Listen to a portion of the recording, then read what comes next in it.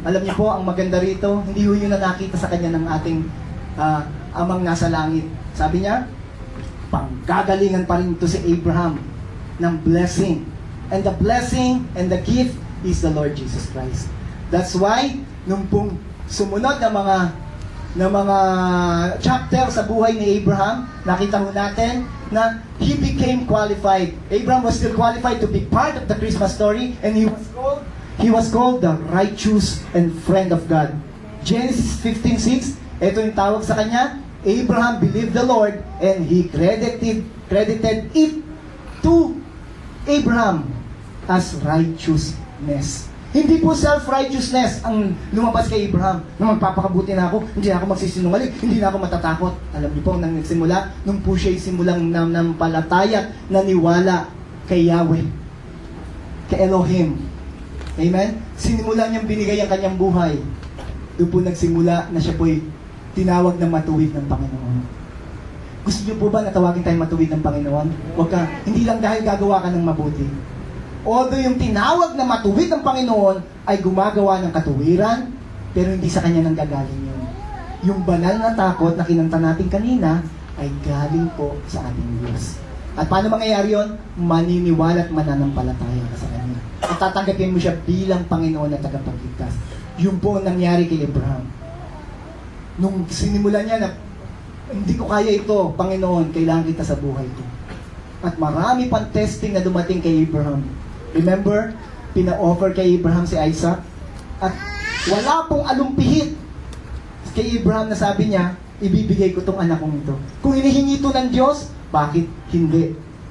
Sabi po ng Hebrews chapter 11, nung daw na i-offer ng Panginoon si Isaac ni Abraham, at nung kanya kinuha na yung kanyang panaksa o punyan, at ito po itatarak na niya sa katawan ni Isaac. Ito ang pananampalataya ni Abraham. Pinangako sa akin ng batang ito, kung ito man ay tatarak ko sa puso niya, hayang buhayin ito ng Panginoon. At alam po natin, this is a children's story. Hindi po natuloy yun. At sabi ng Panginoon, you are proven. Amen, Abraham. Tumingin ka sa kanan mo, Jehovah Jireh, the Lord provided for him. Kita mo natin, si Abraham po, nung kanyang sumunod siya sa pinagagawa ng Panginoon, dito sa gabay ng Panginoon, nakita natin, naging maayos ang buhay niya. Isang bagay lang po, kung hindi ka pa sumusunod sa Panginoon ngayon, at tingin mo, mukha wala kang pag-asa, wala kang faith, marami kang takot sa puso, may pag-asa ka pa rin. Dahil si Abraham, ganun ang pinanggalingan, ngunit nung kanyang binigay ang kanyang buhay sa Panginoon, ay naging maayos. At ito po maganda, sa kanya pa nanggaling yung family history ng Panginoong Jesus. Pinagkatiwalaan siya ng Panginoon. At kapatid, kung nandito ka man, at mess din ang buhay mo, mess ang family mo, mess up ang buhay mo, at hindi mo alam ang mangyayari at gusto mong mangyari sa buhay, nandito ang Panginoon. That's the reason merong Christmas. Gusto niya maging parte ng buhay mo. Amen? Sabi ng James 2:23. Ito ang komentary ni James kay Abraham. Hallelujah.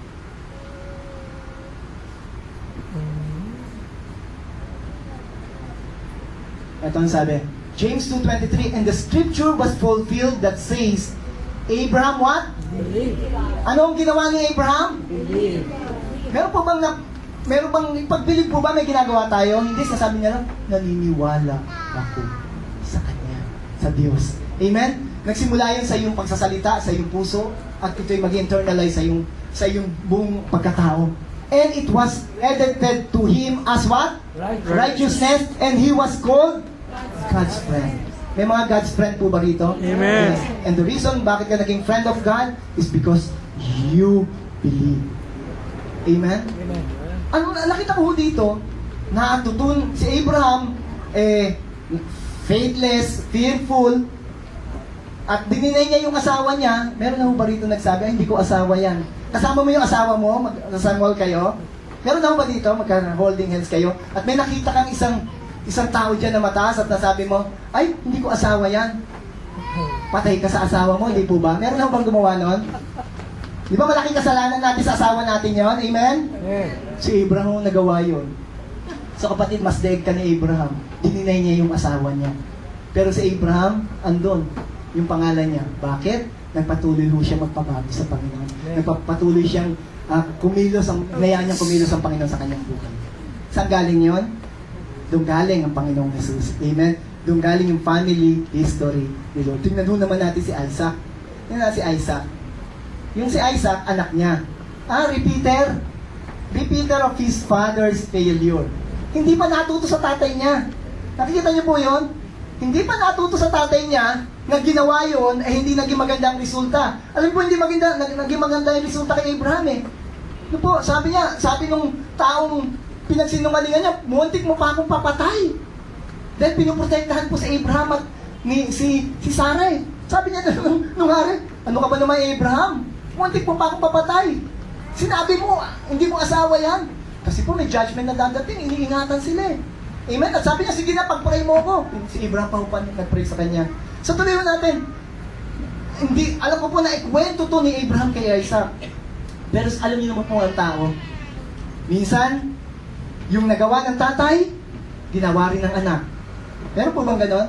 Ay kasi, yan na yung kaugalian niya sa pamilya namin eh. Nangyari na yan sa tatay, mangyayari yan sa anak. Siya sabi pa yan ng mga kamag-anak, ganyan kasi tatay niya, kaya ganyan din siya. Nakuha niyo po ako? Kung nangyari man sa'yo yun, doon din galing ang Panginoon. Are you learning today, church? Tingnan mo natin.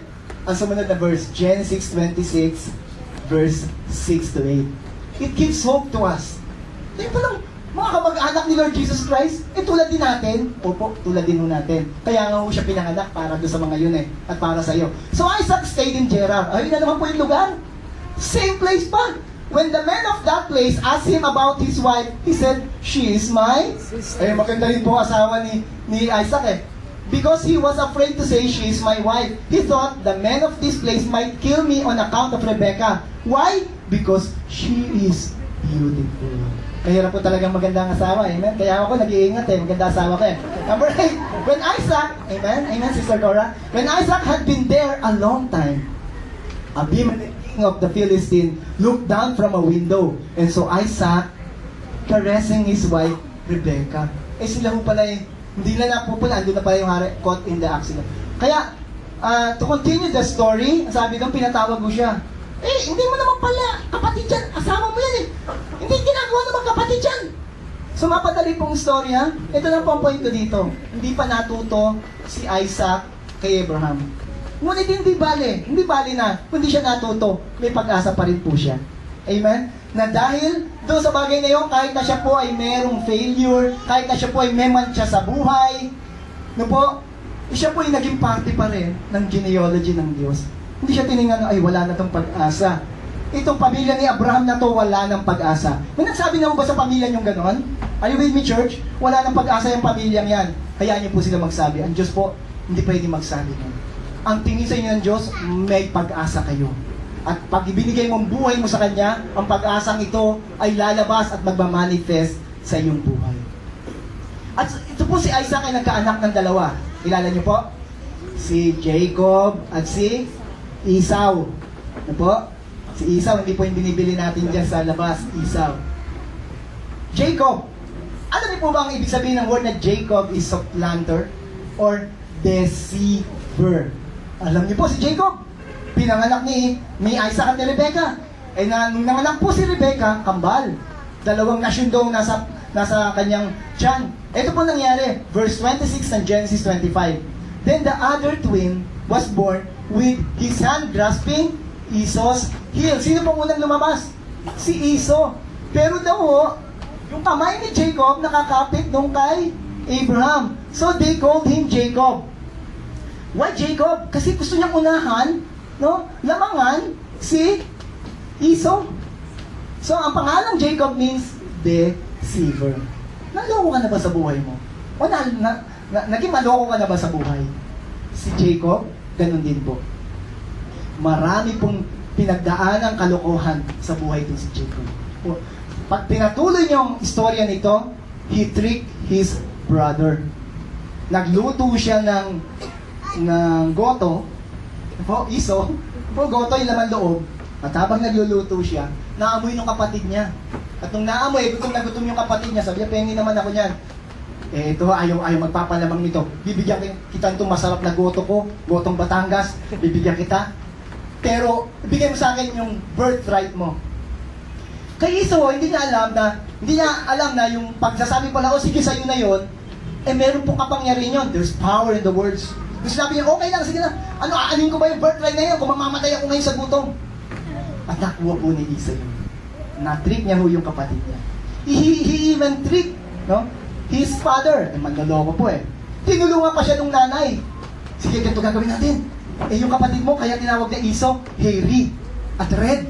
O sige, lagyan kita ng hair ng goat. To make the long story short, nag-amoy Esau siya at nagbalat Esau. At yung blessing na dapat kay Esau as a firstborn ay napunta po kay Jacob. Unang-una, binigay ni Esau kay Jacob. At kinlaim ni Jacob. At nung dumating si Esau, sabi niya, Ama, ito na yung gusto mong paborito mong pagkain. Hinuli ko pa yan. Sabi niya, sino ka? Ako si Esau. Sino yung una kong binigay ng blessing? Sabi niya, ha? Meron ba? Sabi niya, wala na akong may bibigay sa'yo. Dineclare ko ng blessing. So declaration of blessing ay napakahalaga. Amen? Yung pagpapasa ng declaration ng blessing sa inyong mga anak, mahalaga po yan. At sabi ni Jacob, wala na. Binigay ko na sa kanyang lahat. At mapadali pong istorya, naghalit po si Esau kay Jacob. Maganda po ba istorya itong pamilyang ito? Family, conflict. Meron po ba kayong ganon? Ito pong pamilyang ito, doon ang galing ang Panginoong Hesus upang ayusin yung pamilyang yan. Kung ikay nandun galing sa may conflict na family, awayan ang awayan, hiwalayan, ano man yan, huwag ka mawalan ng pag-asa. Amen? Are you with me, church? Amen. Ang Panginoong Hesus ang galing doon, naging maayos yun. Bakit po? Pinili niya pa ng dumanggaling ang history niya. Kasi po, gusto niyang bigyan ng kastugunan yung mga problemang nangyayari niyan sa mga pamilya. At ang ganyan man ang history mo, pinanggalingan mo, kung paano doon ang galing na history ang Panginoon, sabi niya, kaya kong ayusin yan. Ako rin ang galing dyan. Are you with me, church? Nanggaling din ang Panginoon doon. At namatay siya, na pinanganak siya, nabuhay siya, at namatay at nabuhay na muli para doon sa mga problema na mga pinagdadaanan niya. Amen? Mapadali pang istorya. Niloko niya rin yung father-in-law niya. Gusto niya makuha yung, sabi sa kanya, lahat ng mga batik-batik sa'yo. Ang ginawa niya, gumawa siya ng trick. Gumawa siya ng mga kahoy na puti, itim, puti. Matalino ho No, matalino, manloloko Lahat po ng, pag nagme-mate po yung goat, nakatingin po doon. At ang nagiging anak, lahat po ay batik-batik. Sabi nung kanyang father-in-law na si Laban, bakit ganyan? Ako konti nung sa akin, sa'yo marami. O sabi niya, lahat naman ang puti. So, gawa na naman siya ng, gusto niya i-trick Yun namang ginawa niyang black, white, black, ginawa niya lahat white. Habang nagkakaroon ng mating yung mga goat, lahat po na pinapanganak naman ngayong puti. Talagang gusto niya, sa kanya mapunta lahat. Amen? At kita niyo po ito si paring Jacob natin, si Jake. Amen? Yung kanyang mga pamamaraan, lagi po talagang gusto niya yung napunta sa kanya. Ganun po tayo malimit, di po ba? Kaya may pag-asa rin po tayo.